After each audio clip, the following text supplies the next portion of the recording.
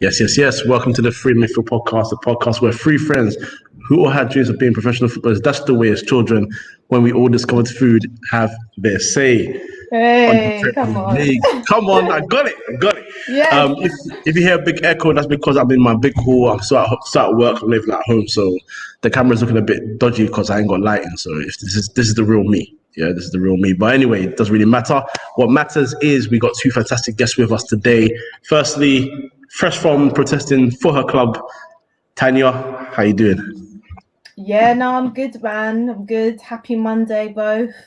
I'm here to, get with the vibes on 3inMidfield. Love it, man. Thanks for having me on. Thanks for joining us again. Always a pleasure to have you on. And my brother, Jerry. Yes, how are you doing, sir? Yeah, last minute addition, but obviously always happy to help out the bro. Yeah, man. As for United, it was a quiet week. Kind of strange not having a game this weekend, but it's the last weeks of the season coming up, and obviously the great final on May 26th. So, yeah, man, looking forward to it. Yeah, we're 9 days away from a match where we better win. Because if we don't win, trust me, there's going to be violence. There's going to be violence on this podcast. Anyway, let's get to something that was called a social event over the weekend. The Spurs fans who were ridiculed for their first kind of mini protest came out in force. This weekend to protest against obviously Daniel Levy and Enoch. Before we address the game, which you won quite comfortably, Tanya, you were there live in action alongside many others like Holly, Mel Ceballos, not Ceballos, it's not Spanish, sorry. Tobes as well was there. Jane, Fuad, there was a lot of people there. I didn't know Fuad was there as well. See, Fuad was there. Our boy Patrick turned up a bit late, but he came there at the end. But Tanya, so firstly, describe the atmosphere, because you were there live in the car. You saw everything as it happened from the beginning to the end. Describe the atmosphere. What was the feeling amongst the Spurs fans? Well, obviously, on my way there, because I don't live too far from the stadium, it's literally a bus journey away from me, so it takes about 20 minutes. And on the way there, I was obviously meeting up with Holly, because I know she's got to travel quite far, so I was going to meet up with her. And when I first got to the stadium, I didn't actually see any fans. I was thinking, what's going on here? Like, I'm at the front of the stadium, there's no one there, but I could hear them. So as I'm walking towards, like, the far part of the stadium, I could see them all crowding round with their little, what do you call them things that evaporate in the air? What are they called? I don't even know what they... Yeah, that's it. I couldn't think of the word then. So I saw a lot of those and I was hearing a lot of noise. Levy, yeah, Enoch, yeah. I was like, right, let's have it. And obviously, as soon as I get there to meet Holly, they're asking her to be interviewed by Sky. I'm just like, screw it, because if I get interviewed by Sky, I'm just going to end up swearing in it. So I thought, you know what, I'm not going to do that. Wow. I will be very unprofessional, I have to say. But look, I think it was definitely an improvement from the last one. I actually felt bad not going to the last one. Although it wasn't loads of people, I still felt a bit guilty because I'm really passionate about this. And there's been a lot of criticism from rival fans about us protesting. You know, why are we protesting? And that really annoys me because I just think as Spurs fans, you know, we are allowed to have high expectations. We are allowed to, you know, want trophies and want success at this club. And unfortunately, I don't think we've had that with this ownership. 20 years, one trophy, the lack of investment. You know, we just spoke about this off air, Kojo, the ticket prices. I think it's an absolute outrage. Like, have they no shame? You know, we've been knocked out Europa League. They wanted to enter a Super League. It's been a terrible, terrible season. And the last two games, you want to charge £60. You're top of that list. I think it's shameful. So I think to question why fans is protesting is baffling to me. It's absolutely baffling. But you know what? I think we were well behaved. There was no violence. And that's all I can ask for. I don't ever want people to get hurt or for things to get volatile. And yeah, okay, people were pleased to see YouTubers. Like, I was able to catch up with the likes of Tobes, Mel, people that, you know, I've done streams with but haven't seen in person. So I guess that's why people thought it was a social event, but we were all there for the same cause. And what I will say is I don't condone the chants about Levy, you know, them saying when Levy dies, they're going to celebrate and things like that. You know, that I wasn't part of that, just to put it out there. And I think when it gets to that point, it's kind of like you're not really helping the cause by doing things like that. So I don't condone that at all. But no, overall, I thought it was good. Obviously, it's not going to be on the scale of the Man United and Arsenal protests, unfortunately. I don't know why that is. I don't know if there's a little bit more of a divide with Spurs fans when it comes to the owners, and there's more of a consensus with the United and Arsenal fans. I don't know, but I'm glad I went in it. And as I said, it was nice to catch up with the Spurs family. So yeah, I thought it was good at the end of the day. And hope may it continue.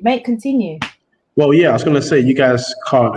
Firstly, Henry's committed with £60 for a Cat B ticket. This club, man. Well, this is the whole point. This is the whole point. It was better than last time. Spurs are so divided with everything. That's from Holly as well. Yeah. It's one of those things where a couple others are here as well. Of course. Good afternoon. We'll get to Alisson later, brother. Don't worry about that. Oh God. But I think this is what it is. I think and I want to come to Jerry for this as well, because we're United fans. And firstly, for people that were condoning on Twitter about, trying to say that, you guys singing about Levy when he's going to die and all that, they'll celebrate and saying that it was wrong. Of course it was wrong. However, some of those same people were doing Joe Glazer must die at Old Trafford as well. So there is no one's right here. I understand the passion fighting for your club, but we don't wish these things upon people. But yes, Jerry, we also see the interaction of Spurs fans online, and we know there's a lot of divide anyway in terms of how they believe the club should be run, and more importantly, sometimes is it players or manager in terms of success over the past couple of years. But why do you think there's such a unison in the United camp, for example, and even the Arsenal camp, but there's such a divide within the Spurs camp? That's I don't want to say size of club, but I think that plays a part. Obviously, Tottenham, they're not. Tottenham's a big club, but they're not at the same scale as. We get it. I get it. No, I don't think you want to throw shade, but I think. Nice facts, yeah. And with us being successful, and obviously also had a little bit of success, and then what we've shown in the last 10, 15 years, I think that's why we're at Tottenham, they're actually on the up. Like, they weren't really successful back in the day. I mean, 1960s was the last Prem, and they're trying to build their club while we've been there and we're just going down. That's why I think there's a huge difference there with Arsenal. I mean, it's been a long time coming with Stan Kroenke and what he's done with his family. And the Glazers, I don't even like talking about that subject because every time. No worries. What's going on? You scared me, Kojo. Man, just like. That's what works for him. Jesus. Oh my goodness. Yeah. My apologies, Jerry. Pick up to you. That's cool, bro. United, our one is. You think about the logistics, is just to be the biggest club in the world and where we are, seeing our rivals do well as well. It's just a kick in the teeth, and then the Super League it just sat on all of us. That was like the last straw. So, I mean, big up Tottenham. I mean, I can't lie. When I saw it, I know Tanya, you said the rival fans, why are you lot protesting? And for me, I was like that. I can't lie, because I thought Tottenham, you've got this new stadium with the Super League. I mean, that helps your club. I mean, with the guaranteed money but I understand why, even like you said, the ticket price. When I saw that, I couldn't believe Tottenham were first. £60. That is ridiculous. I see Burnley are letting them fans for free. Burnley, Burnley have the cheek to charge £60 for fans. I mean, that's ridiculous. So, and then when you look at how Leicester's run, I mean, that should be Tottenham, really. Exactly. This is the problem. And it's not, so I understand where the Tottenham fans are coming from. And look, I completely get what you're saying, Jerry. Arsenal and Man United, it's a fall from grace kind of thing. You've been successful, you've won Premier Leagues, Champions Leagues. Now you're sort of in a position where you're kind of challenging, but not, and you haven't really been winning the trophies that you should be winning. Arsenal, they've been winning FA Cups. They want to be winning, realistically, a Premier League. So I understand why fans are sort of more on the same page. Whereas with Tottenham, like you say, we've never really been a big club. We've only recently, year in, year out, qualified for top 4. But my frustration is obviously just when there is moments for us to kick on, or especially the season after we won the Champions League. I wish when we nearly won the Champions League, to not then back potch the 2 transfer windows. It's kind of like, where's your ambition? We want to win trophies. We are sick and tired of being called bottle jobs. We're sick and tired of rival fans saying we haven't won any trophies. We want that to change. And we think the owners are part of this mentality problem that we have of not getting over the line, because they essentially don't think trophies are important. That was partly why, I don't know if it's true or not, Jose Mourinho got the sack, because he apparently wanted to rest players for the Southampton game. Levy was like, nah, you know what? The League Cup ain't important. Top 4's more important. So if that is the precedent that the owners are setting, it's going to trickle down to the players. And it kind of makes me question, it makes me realise why the players don't turn up half the time to these big occasions, because they're probably thinking, Levy, you don't care about trophies, so why should we care? Let's just have a little kickabout. So this is my thing. You mentioned Leicester. I am so jealous of Leicester. Their recruitment is second to none. The gems that they find in the transfer market, players like Fofana, Tielemans, they've got so many top players in their club. And they've got an owner. I mean, watching that final, I know we'll probably get into it, but why is that not my owner? I see my owner in the stands, and listen, I want to cover his head. Honestly, like, he boils at least my you see blood. owner. You don't even see. Well, yeah, I suppose. To be honest, I wouldn't want to see Joel Glaze. I'm not gonna lie, man's looking a bit. I wouldn't want to see him. But anyway, can I? But the way is, before we move on to the game quickly, just want to ask, because maybe you understand it better. Well, I hope you understand it better, because I'm, to be honest, no one really understands what Levy's trying to do. But you guys have built a new stadium, and I've been to the stadium. It's a beautiful stadium. The cost of things, plus the NFL and getting people to perform there, so money comes in from that. Understand that. And then your training ground is actually of a very good standard as well. Mm-hmm. And but this is the thing. Why would Levy, and I guess I'm kind of asking you on Levy's behalf, which doesn't really make sense, but why would Levy build a new stadium, such a beautiful stadium, which is so attractive, have good facilities to improve players and bring players through, but not invest in the team to help them win? Why not bring players in to enjoy these facilities? The $1 million question, Kojo. But my guy, he's all about money. He just wants the money for himself. It's the same as the other owners, Joe Lewis, Enoch. They don't want to dip into their own pockets and invest in the team, because people will say, "Oh, we don't have the money of City and Chelsea." And that's understandable. We probably can't compete with those 2 clubs. But when you look at the stadium, and I guess COVID has played a part, because we had a lot of events planned. Maybe if COVID didn't happen, we would have seen more investment. But I don't know. It's just not good enough. I think we definitely could have seen a lot more money going into the squad.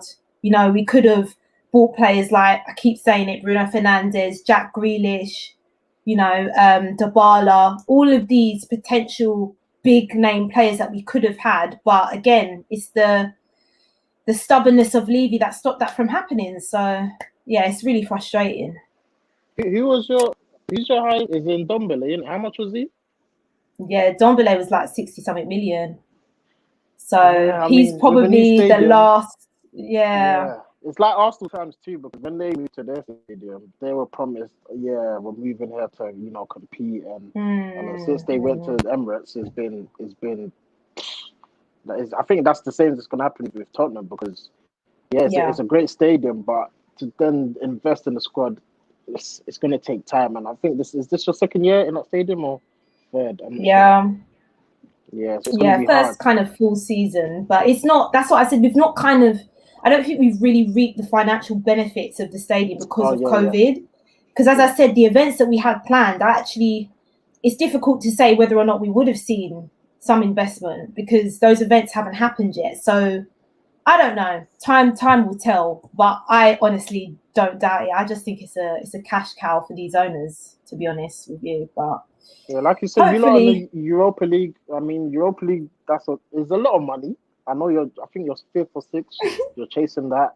I Yeah. understand when they say the League Cup's not important because the winning money from that is peanuts, but getting into Europe is huge.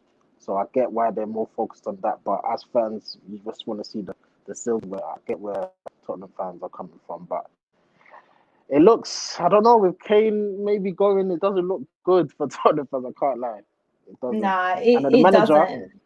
what's happening with the manager situation? Like, what's the? I don't even know. I have no He's in the idea. running or. I mean, I keep seeing a different shortlist every week. I think there's been about, no joke, 20 managers rumoured to come to Spurs. I mean, No, you've who gone do you want, from... though? I wanted Nagelsmann. That's who I wanted. Nah, he's gone.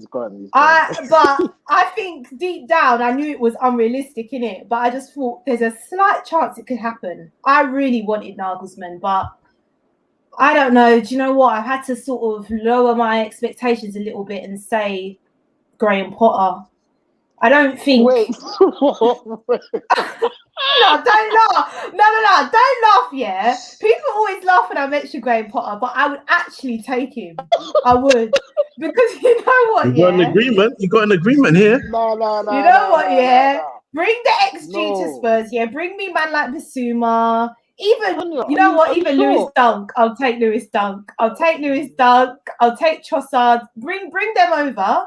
And he'll actually do well at Spurs. I genuinely think he'll do well at Spurs. Nah, you see this Graham Potter. No, but do you know why I say that, Jerry? Do you know why I say this, right? Who else is there? Let's be honest about it. I mentioned Nagelsmann, and then my next choice was Ten Hag. These managers, they've got better offers, and rightly so. Why should they come to Tottenham? Tottenham's not really an attractive proposition right now, in my opinion. I know other fans might disagree, but we're not. Then who else is there? Brendan Rodgers. He's going to leave Leicester to come Spurs. He would be silly to do that. So then who is that left with? Allegri? To be honest, I'm not too keen on him anyway, but even him, would he come Spurs? That's what he's come to, man. So I'm just like, all right, Graham Potter it is then. Do you know what I mean? Harry Potter in that. My this is Graham Potter. Nah, man. This is Tottenham. Like, if you bring but Jerry, we say it's Tottenham, but right now we're at the stage where who do you think would look at that club and be like right now, because Ten Hag's contract has now extended also. So who do you think they could actually attract? Because I said, for example, the guy Ruben Amorim. So I've been screaming his name for about a year and a half now because he was doing this at Braga. He's gone to Sporting Lisbon. They won the league unbeaten, a league they haven't won in 19 years. But apart from that, who else? I don't even know if they can attract him. If I'm being honest, I don't even know if they can attract him. No. Tottenham's an attractive club. I'm sure they can get like Graham Potter. Really? Well, according to the Athletic, I'm just seeing this now on the Spurs web. The shortlist is now Roberto Martinez, who I just don't want, to be honest with you. What? You prefer Potter than Martinez? Oh my days. Ten Hag, Potter, and then this Ralph Rangnick geezer. Oh, Rangnick. I feel is more of a director of football, but he might do okay at Spurs. As I said, I'm just getting desperate at this point. I'm getting desperate. This club, man, the fact that we're getting rejected, rejection FC, I'm just like, all right, cool. I'll take Potter, innit? Beggars can't be choosers. What do you think Potter's going to come and do? That? Potter, I'm sorry, he was at Ostersund's just 2 years ago, Brighton, and he's jumped the queue to go Tottenham. You're doing an Ole Gunnar Solskjaer. That's what you're doing. Don't do it. Nah, it's not like that. Nah, it's the same. Nah, he's got experience. No, he doesn't. You can't just skip the ladder like that and land Tottenham. Maybe you know what? Yeah, further in his development than Graham. No. Don't chat to. No. Hang on. You're cutting off Potter and you're coming to me with Eddie Howe. No, I'm just. I will log off. You know, I will log off. You don't. You trust me. You do not want Eddie Howe. Trust me on that one. He can't defend. Yeah, he's just gung ho in it. Now, do you know what? Do you know what is with Potter? Yeah, he's a young manager. He looks like he's really good with players. His man management skills, arm over the shoulder, plays good football. I watched Brighton a fair bit this season. I like the way they play football. They create But loads results, of chances. Forget the players, that results. I know people are saying, "Oh, but yeah, where's the progression in the league and whatnot?" But it's Brighton. Like he's going to come. Tottenham's going to have Kane, Son, Bale, Delhi, players that are actually. Well, I say that. The only concern with Potter is the transfer window. Is he going to attract the big name players that we want to try and get at this football club? I doubt it.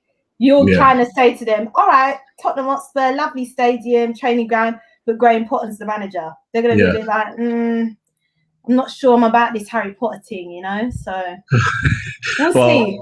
Let's talk about Ryan Mason quickly because he's been called Ryan Mate's son because his selection choices are looking a bit iffy towards Spurs fans. Dyer's still starting. Tanguy Ndombele is not getting minutes under him. Now, I'm not even gonna lie. I'm not gonna front. I'm not Tanguy's biggest fan. Really? Mm-hmm. Yeah. Interesting. Yeah. I have reasons. I have reasons. Trust me. But I want to hear from you guys first. Jerry, why do you think he's giving Lo Celso more game time than him? You see, Lo Celso, I don't get the hype. I remember when he came There's in, no hype for me, boy. Ericsson's replacement. I said, who? Lo Celso? Is this the guy that's supposed to? I swear he was on loan. Then you made him permanent. Yeah, I believe so. Yeah. How much was he? He was like 50. I'm sure he was 50. He was expensive. He was expensive. Yeah. I'm sure he was. Yeah, don't quote me, but I think he was around that region. I'm not a fan. I don't see what he brings to them. Honestly, like I don't know how Ndombele. I mean, he had a good spell in the season. I mean, he scores one sick goal. I can't remember who it was against, but Sheffield United one. Yeah, because obviously last year he had his difficulties with Mourinho, but this year he's come on a bit. And I thought that surely he's a starter now with Højbjerg in there, and then Lo Celso Winks are coming back in the team, and this guy's not getting a look in. I just even in the final he didn't start. I was thinking, what's this guy on? The thing is, when rival fans are saying it, that's when you know it's a bit outlandish from Mason. And I was willing to allow it after the Southampton game. That's the last game that he's played, or started, should I say. So I thought maybe he's just giving him a bit of a break. He didn't have the best of performances. But it's now too many games in a row now. You're not starting him, but you're starting others who I believe don't deserve to be starting. Like Lo Celso, there's such a divide with this guy. I was willing to back him, and I have been for most of the season, because I just think he's been injury prone. He's still young. He hasn't really got a run of games to actually get momentum. But from what I've seen, I just want to rip my hair out. I feel like I'm going to end up looking like Daniel Levy watching this guy. I'm going to end up with no hair.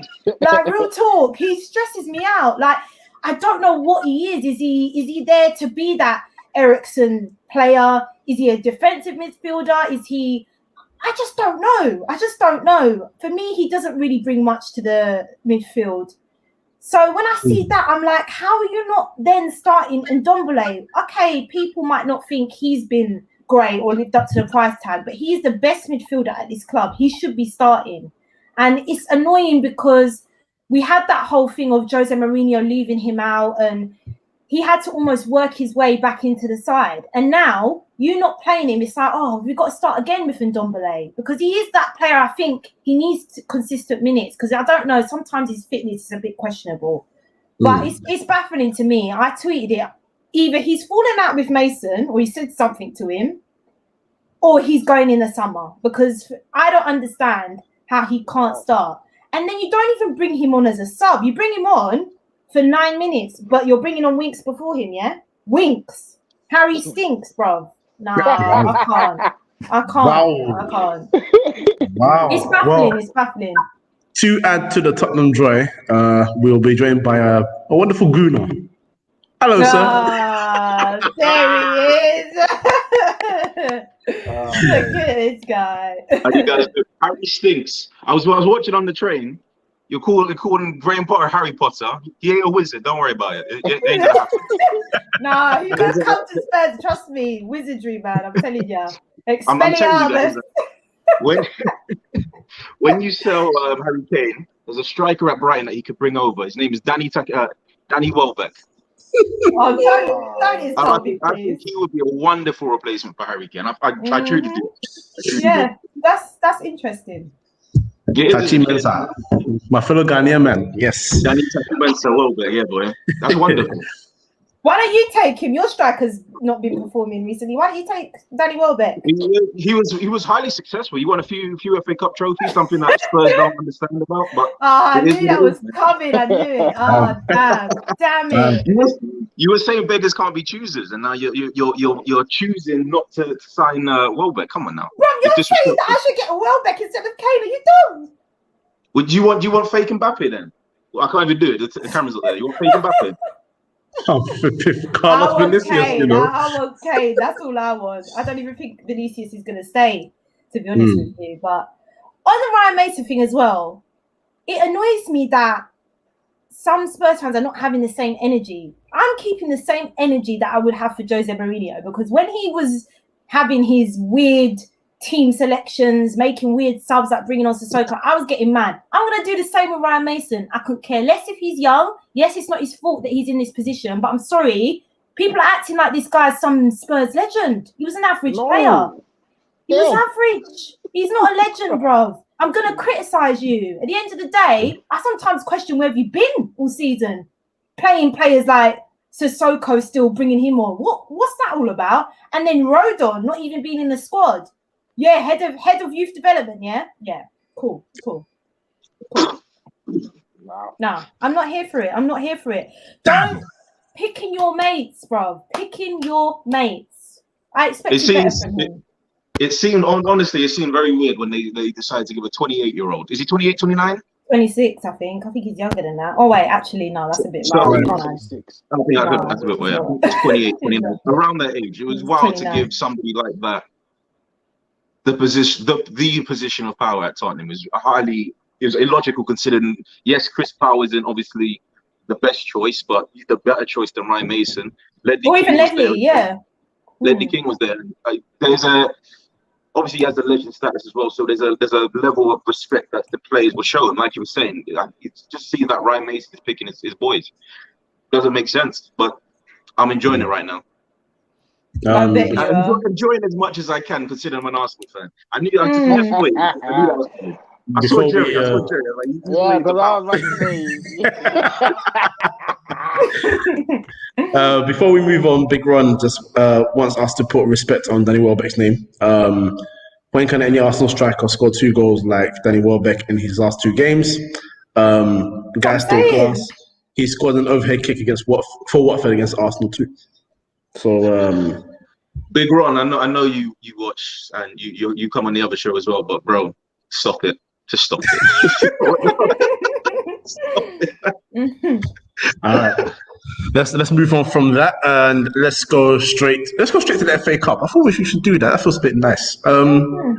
Jerry, now there were a lot of clubs this season talking about doing trebles. Now City have got 2 and they could do 3rd. I mean, but me, you won FA Cup, so you know what I'm saying. We didn't do no League Cup team, so our treble still stands a bit higher. You know what I'm saying. You're shameless. Absolutely shameless. I love it though. I love it. It doesn't always shameless. Other clubs have been very excited by their new manager, got a new manager bounce. They're very close to qualifying for the Champions League. And then they went to the FA Cup final and were taught a lesson by a Belgian master. Jerry, FA Cup final, Leicester 1-0, a blaster straight into the top corner from Beautiful. That's what you should have called the podcast. A blaster from Brussels. Oh, yeah, I like that. Oh no, I'm going to steal that from our podcast. It's yours now, isn't it? You said that at this point. I like that. That's why Kel used to do the titles for the podcast. My favorite one is Ottoman D's, Ottoman Do's, Ottoman Don'ts. I love that. Oh, that's sweet. That's sweet. Throwback, boy. Yeah, come on. But yeah, so Jerry, firstly, thoughts on the game? Was that a deserved victory? I mean, first half wasn't really much in it, kind of tight. The goal though, I screamed like I was a Leicester fan. Like that was just a thing of beauty, man. Like when you see Tielemans, and then I just thought we got Fred. I wasn't ready. That's the first thing I thought. Like, can Fred shoot like this? Can Scott? Actually, Scott, he's got a decent shot on him, but come on, man. Like the levels. I mean, like no, that goal, yeah, the Techers, he didn't lace it. He side foot swears a bit. Like it was a thing of beauty. People saying, Mendy would have saved it. Yeah, that's rubbish. That's absolute rubbish. Nonsense. People saying, if Mendy's in goal, Tielemans doesn't try that shot. Doesn't take the shot. Yeah, I know. Of course he does. Of course he does, bruv. He's running on goal. He's 25 yards out. No one closing him down. He's got space to shoot. Of course he's letting it rip. So hats up to him. I mean, the saves from Schumacher though. Boy, I don't know how he saved the second one. The second one, strong hand. And then the VAR thing was just... I felt for Chelsea, I can't lie, because I just put myself... I think that made it even sweeter for me. I loved it. I was laughing. But I was thinking, if I was United, I'll be in tears. Yeah, of course. You would be gutted. Mate. But I was happy for Leicester to win. And like we spoke earlier about owners coming down, celebrating the team. That's what football's all about, man. I was just thinking... Imagine the Glazers, Joe Glazer, Avram. That's never happening. They're not even in the stadium. They don't even know they're the game today. So it was nice to see. Big up Leicester, man. I mean, people talking about the big six. They're there. I don't know who comes out. Arsenal. That's an interesting question. Jerry, answer that question because we got a Guna and we got a Spurs fan here. I'm looking at them sideways like who's coming. You know that was there. Oh, mate, get me out. You guys are shameless, absolutely shameless. You know, Arsenal can't be evicted from that big six. We could finish 16th and still attract big players. Let's talk about Spurs, please. Oh God, do we have to? I just had a bloody rant about Spurs. Let's not. Let's I'm just bringing up facts. That's simple. So stop being shameless. I'm glad they won because they knocked us out. So if the team that knocks us out goes on and wins the final, then I can't really complain in it. But I was thinking that should have been us in the final. But anyway, we got Europe League to look forward to. Yeah, man. Yeah, I would have loved to see Fred versus Kante. That would have been excellent. Cahil, why were Chelsea fans so upset over a VAR decision that was correct? For real, I love it. It beats me, man. It beats me. I don't understand. Like he was like a good few inches offside. You saw without the dotted lines as well. You saw it clear as day. But the argument that VAR takes away emotion out of the game, blah blah blah, it's always rubbish. If you heard how loud that celebration of the Leicester fans was when that goal was disallowed, absolute emotion. They went nuts. It was crazy. It was brilliant to see, man. Like if you're gonna win it right, win it with the correct decisions, and we can't argue. I feel like we argue when VAR gets it right, and we argue when VAR gets it wrong. It's like if it gets it right, why are you complaining? It makes no sense. Did you see the Chelsea fans when they were celebrating when the goal went in? Exactly. Do you want me to more sweeter for me? It's the fact that of all people to have scored that equalizer was Ben Chilwell. Yeah. And he sprinted and did his best knee slide. Giroud joined him as well. And everything came to bro. It's why I dislike Jude. He does absolutely nothing. He's there for the celebration with his arm around the player's neck, man. Stop it, bro. I big up Chilwell though, because when he came on the pitch, they were booing, and I was thinking that's a bit harsh, man. Come on, man. They booed him touch. I was thinking, whoa. They got like 50 million for him as well, man. So so why they mad? I think they think that maybe he was acting bigger than what he actually was, because I know a lot of Leicester fans, they actually think he's an average player. Like they weren't too mad about him going, so maybe that's why that's where they're seeing it. I don't know. I don't agree with that. I think it's a bit harsh, but it's just how it is, isn't it? That's what fans are like. So with Leicester now, because I mean Chelsea is not really much to say. They've got a big game against them tomorrow. I believe it's tomorrow, right? Yeah, to see whoever wins that has. I mean, the loser has Liverpool right on their shoulder. So, Tanya, with this win, how much is that a confidence booster to Leicester going into that game? Because obviously people are talking about them potentially, I guess, the quote unquote bottling it again and falling out of the top four. How big is that as a confidence boost to them? Oh, a massive confidence boost. I think Chelsea were arguably the favourites going into that FA Cup just because they have the squad, and you could argue they have the slightly better team. And I was really happy that they were able to get over this bottling thing, especially Brendan Rodgers. You know, he's definitely been tarnished with that rush. So I'm glad that they won. But yeah, I think they've got to be confident now going into that game. Even if they get a draw, it might be enough. It might be enough. I don't know what their next game is. I know they've got Tottenham. I'm not going to lie. I think they'll beat us. So yeah, I think they should be confident going into that game. The pressure is on Chelsea because it looks like they're going through a bit of a downward spiral. You know, the fact that they've now lost to Arsenal, a game they should have won. They've lost the FA Cup. The pressure is mounting. And when there's pressure, that comes with nerves. And, you know, Tuchel might start overthinking it again. Because I have to say, I think his substitutions as well in that game made too late for me. I think he's got a lot to blame for them not winning that. So, yeah. The pressure's on Chelsea, so I actually think Leicester are going to come into this with confidence and they're going to be calm. They're going to be calm. It's all on Chelsea, in my opinion. That's the thing about this current Chelsea. Sorry, Kojo. That's the thing about this current Chelsea as well. It's like, yes, they have a history of winning. They are a winning club. When it comes to winning the big trophies, they're always there and thereabouts.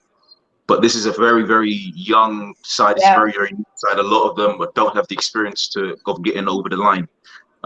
So it's going to be really interesting when it comes to I don't know when is the Champions League final? It's obviously a few weeks away. Yeah, the Champions League final. So when it comes to that, it's going to be real interesting. I think it comes down to which manager has the other tactically. Otherwise, if it comes down to experience and winning mentality, I think City will run right. I don't think they're winning that, and also like. You could argue, I know this is very rich coming from a Spurs fan. They do have a slight mentality issue because I think they've lost 8 out of their last 11 finals. Without Drogba, yeah, since Drogba left. Really and truly, there maybe is a bit of a mental block there when it comes to these big moments. But like you say, I think a lot of that does come down to the squad just being so young and inexperienced when it comes to those big moments. So it'll be interesting. Come on, City, man. Come on. I can't lie to you. I can't back that. I can't back that. I'm sorry. I can't do it. Back it.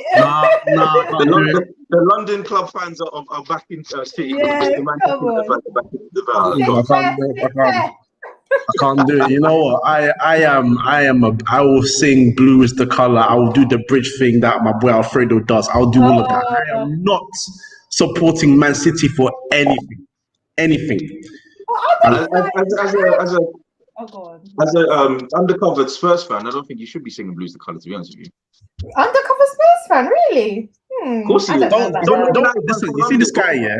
You see this guy? Don't listen to this guy. All right, let's go on to Liverpool now.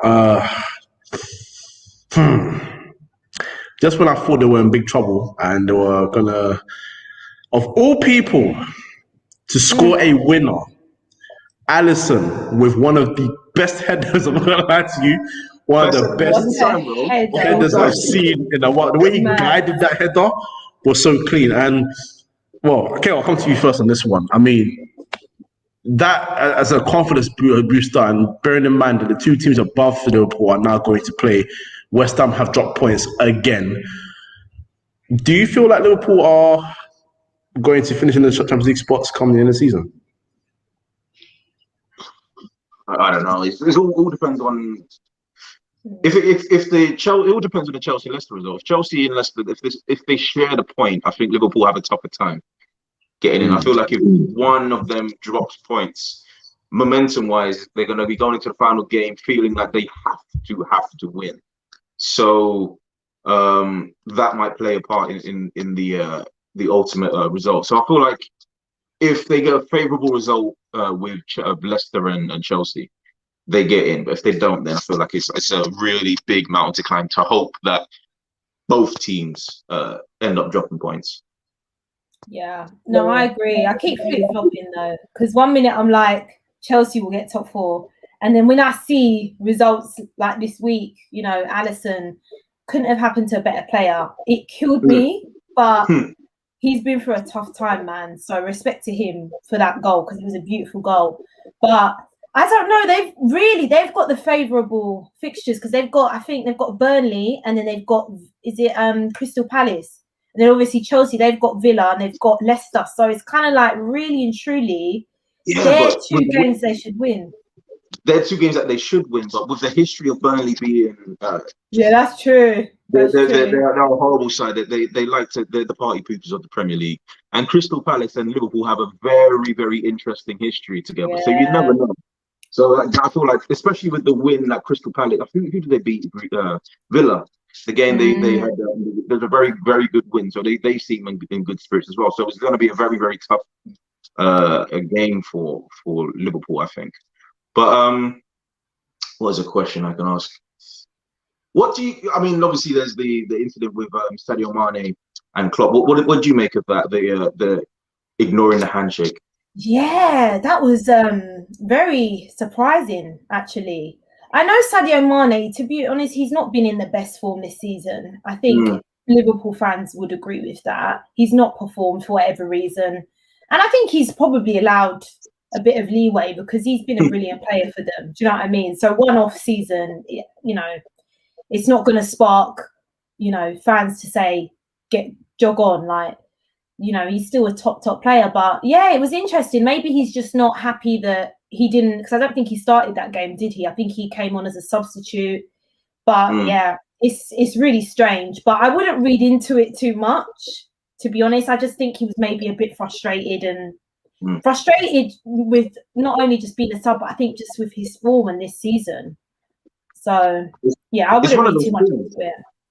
It's one of those things though, where it's obviously there's talk of Salah being upset with the current not regime, but I guess he doesn't feel as appreciated as he thinks he deserves. And to be fair, I feel like he deserves a lot more appreciation, considering that he's got, I think, how many, 20 plus goals this season in the Premier League alone, and a few assists as well. So I feel like he's pretty much the reason why Liverpool are even in a top 4 race right now. And then there's obviously Mane, who, like you said, must have been frustrated. But where do you see, if they don't get the Champions League, with these players being obviously 28 and 29, going into the later half of their careers, do you see that if a team like Madrid or Barcelona come calling, that they could sway them to leave Liverpool, despite them being so successful right now?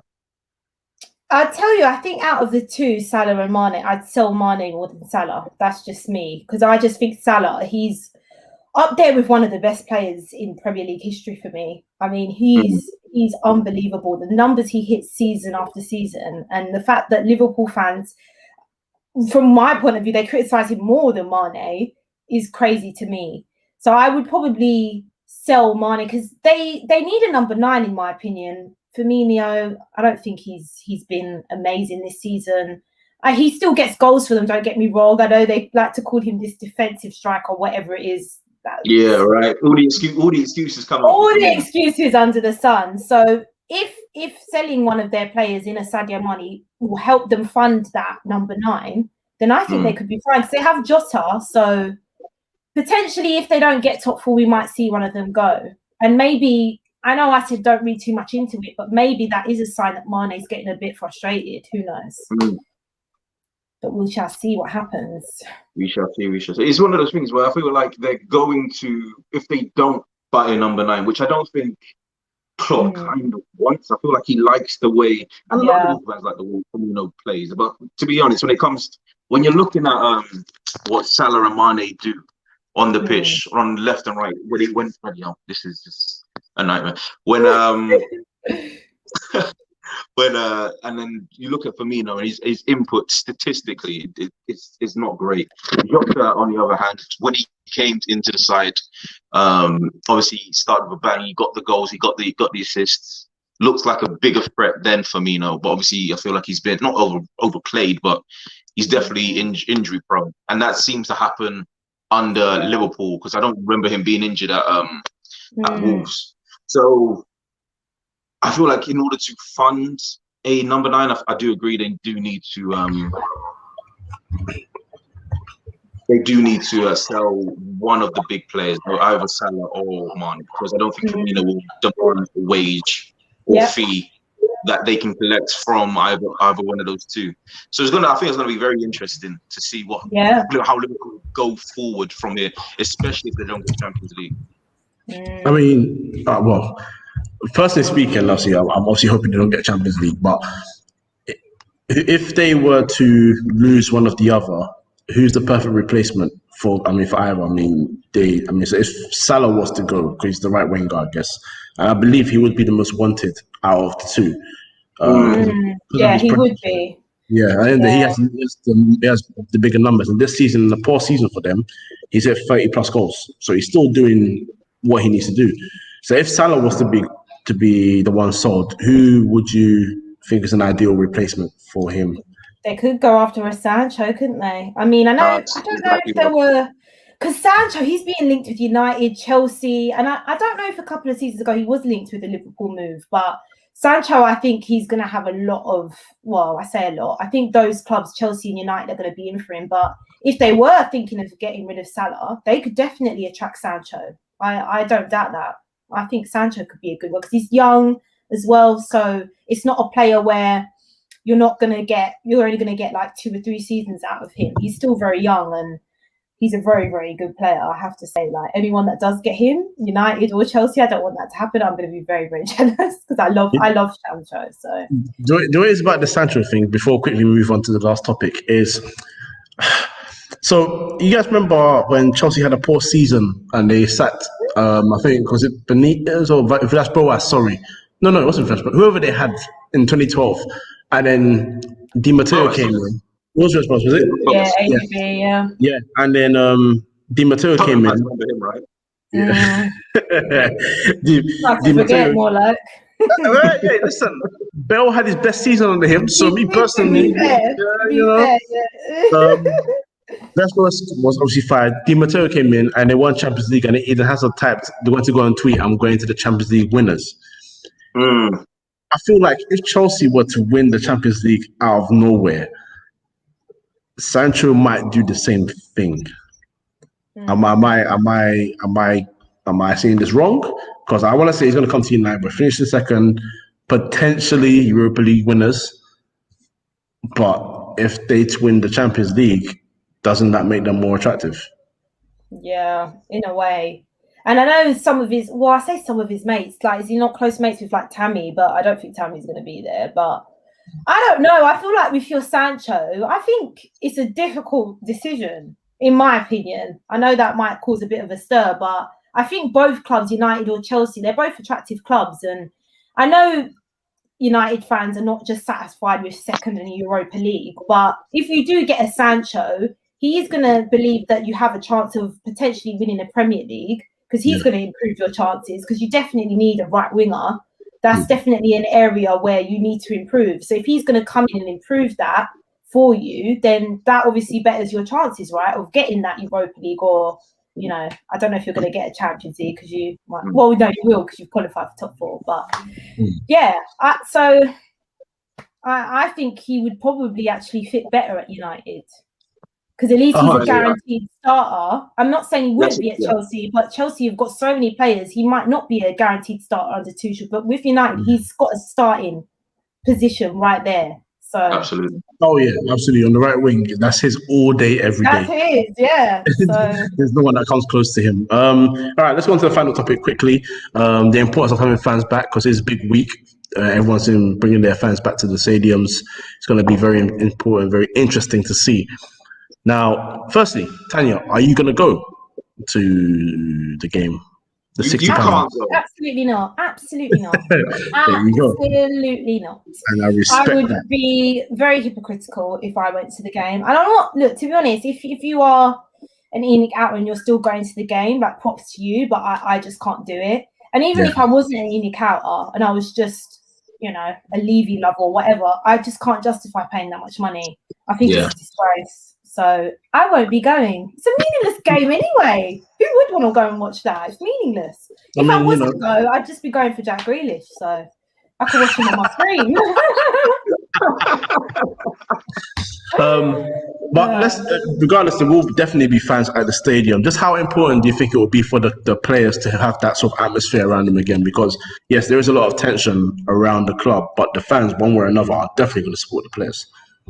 Yeah, no, definitely. It will be a massive boost. Although I did think it would be a boost in the League Cup final, but there you go. They seem to make no difference whatsoever because we didn't turn up.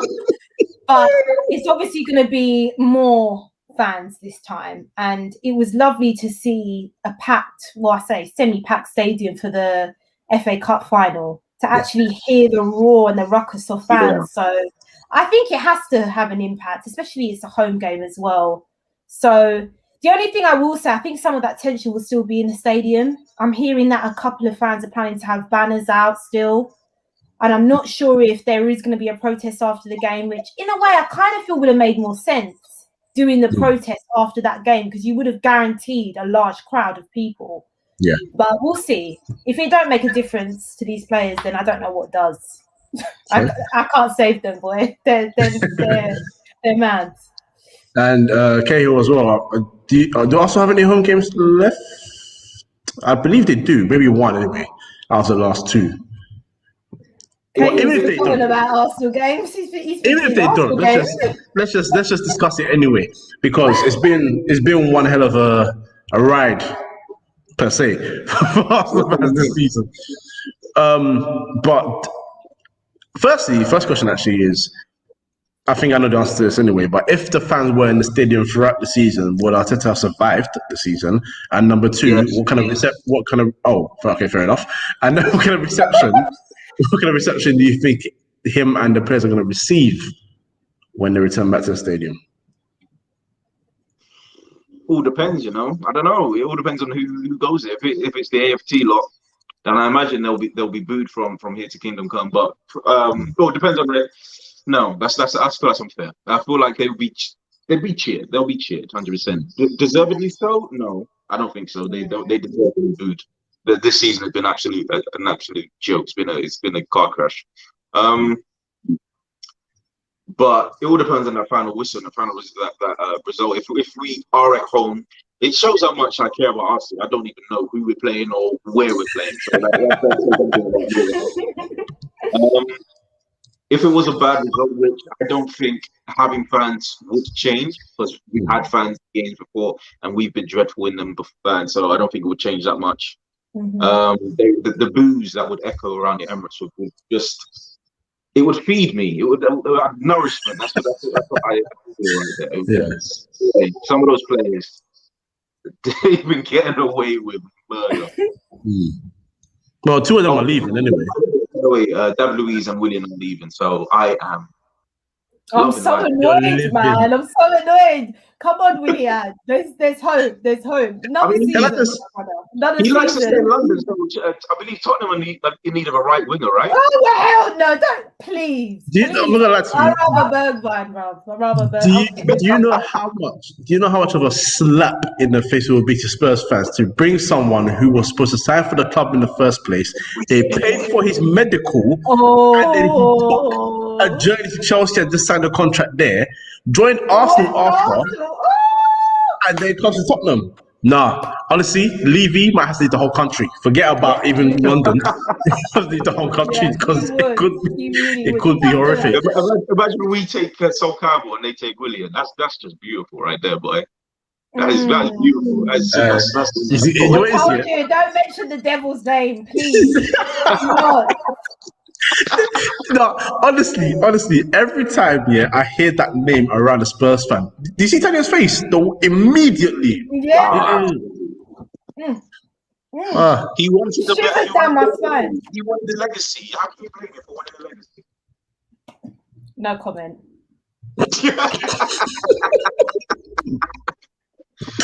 It's a good thing Darren T's not in the comments because he'll be like, "Listen, Cahill." Yeah, big up Darren. Yeah, he definitely would. I guess Spurs fans are just hoping that Harry Kane just doesn't want a legacy. He just wants goals and vibes. Because, bro, do you know what? Yeah, I think it was big up Zhenk. He said this. I think it was on Never a Foul last night. He's going to be a Matt Letizia, and I have to agree. I think he's going to end up staying at the club because, unfortunately, he has to blame himself a little bit for signing such a long contract. His age isn't really on his side. I'm not saying he's an old man because he's not, and he doesn't rely on pace. So he technically still has 3 seasons in him.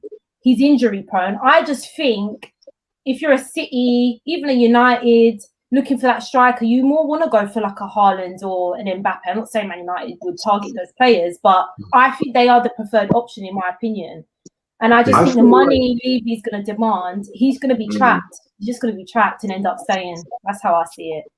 I feel like if he manages, I don't know how long the contract's still, but I think he's got like 2 years remaining or something like that, right? No, he's got more than that. I think he's got more. I think it's a contract. Oh wow! I think with the emergence, not the emergence, but the longevity of Zlatan and Lewandowski right now proves that a player like Kane could continue in his goal scoring forward. I don't think he's going to lose the goal scoring title. Like you said, he's never really relied on the pace. He can drop back. He can play. He can play that Bobby Firmino role, but better. So we should call it the Harry Kane role, to be honest with you. So he's got a lot in his locker that doesn't require physical condition. And I think everybody agrees that the only reason why Harry Kane has really bad ankles is because he's been overused for the past 4 or 5 years. So if he can manage to keep up a tally of say 15 to 20 goals, just run out the contract, go to run it down to like a final year and get a cheap move away to a team that could bring him trophies, I think he might be fine, to be honest with you. Well, me personally, and I know you were asked this by Bob's, Tanya, because I brought it up out of nowhere on Beats' channel. But like I said, I'm gonna say it again. I'll even up the fee just for you. £100 million plus £1. Got a shout out the Suarez deal for that one. Plus Anthony Martial. Should have went through. You keep bringing it should have gone exactly. It should have gone through. So that plus Anthony Martial for Harry Kane. I think I should take that all day long, to be honest. If you're gonna pay 100 mil plus Anthony Martial, you might as well just give us 150 mil and keep Martial. You might as well. I told you. I feel like they should knock off. Why should I want Martial? No, thank you. Yeah, I'm not gonna lie to you. In that transfer deal, your fans are not my concern. Daniel Levy having his money, and the player is my concern. Listen, we've shanked you before in the past. We got Berbatov off you for 30 million and gave you Fraser Campbell on a loan deal. So me personally, you know what? I feel like if he is to leave, I've said this before, if he is to leave, I've said City, but I actually think United could happen because we do business with each other. Yeah. I don't know. We have a history of that. So, that concerns me a little bit. And I always say, whether people want to believe it or not, Woodward is obviously he's about to leave, and I feel like he has a dream of making one more big impact, quote unquote, and he thrives. Hold on. You think Woodward is the guy that's going to bring you Harry Kane? Stop No. I'm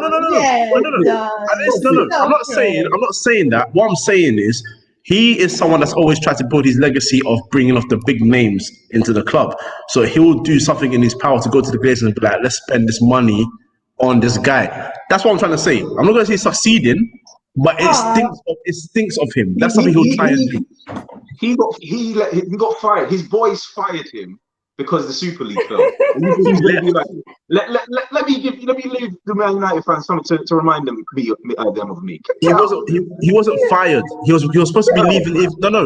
He wasn't fired. So he was supposed to be leaving even before the Super League thing came out anyway. Oh, I didn't know that. Yeah, no, it's facts. Check it. He was going to leave before that anyway. That accelerated it. He was supposed to leave in December. He's now leaving in the summer because of the Super League. That accelerated his exit.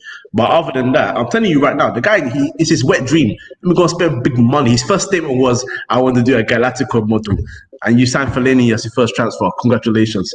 Anyway. Yeah, that was more down to Moyes. You can't blame Fellaini, you know. You can't blame him for that. Mind you spent 50 M's on Fred. I mean, that's mad. Listen, and this is my point. Exactly. Listen. You were told, yeah, and was it in Sats Ferguson's book or was it an Athletic article? It's one of the two. Sats Ferguson had essentially had almost sewn up Thiago Alcantara and Cristiano Ronaldo to return to the club, and Woodward fucked it up because the fees were agreed, everything, and he came and said, "We don't want to pay that. I want to pay you a little bit less." So Thiago and Barca, Real, Ronaldo said, hell no. And to be honest, for Ronaldo, that's great because his legacy went clear. So good for him. And Thiago, well, Bayern Munich, innit? So could you imagine Ronaldo at United? There'll be no Ronaldo fanboys couldn't even talk to Messi if that was the case. That's ridiculous. But yeah, because he wouldn't have achieved near the stuff that he would at Real Madrid. Hell no. Wouldn't achieve nothing. Absolutely nothing. Top four. Yeah.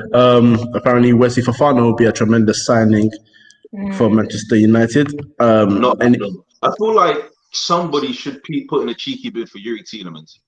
Yeah. Just one. I think somebody should. I'm begging. Please, I'm begging. Mac Fred, get that guy here, man. Anyway. An £80 million bid might do it. It might do it. The name or the cost 80 million haunts me forever and ever. I wonder why. Yeah, let's not get into that. All right, should we wrap up there? I think we should wrap up there. Very good fun podcast. Jerry had to leave; he had to go back to work, so I'll plug him right now. United Team Talk on YouTube and Jerry United. That's Jerry UTD _ on Twitter. Check him out. Him and his brothers do United Team Talk. Is hilarious because they just banter each other. Obviously, they go with the ammo in it because they're brothers. So, you know, it's a long one, but it's a great channel. Check it out. And obviously, that's his Twitter, Jerry United _ Tanya, please plug yourself and demand them. Come on. Yes, demand them. People, check out, we'll talk about that later, podcasts that I do with 3 of my boys. Shout out Junior, Mark, Abdi. New episodes drop every Wednesday. We're actually going to be meeting in person tomorrow to record, which is going to be fun. So yeah, it should be a good one. Good vibes and that. And yeah, just check me out on Twitter at Tanya _ Leona if you want to hear more rants and craziness from myself. Then yeah, come to my Twitter and listen in to Rants with Tans. Wonderful. Thanks very much. Thanks for coming on, boys. Thanks for having me. Always a pleasure to have you all. Thank you for joining us again. Kale, do you want to end it? Let's see if I can get it right. You can find us on 3inMidfield Podcast on YouTube, 3inMidfield on Twitter, SoundCloud, Spotify, and Apple Podcast. Bang, yes. And this has been another episode of the 3inMidfield Podcast. Good night.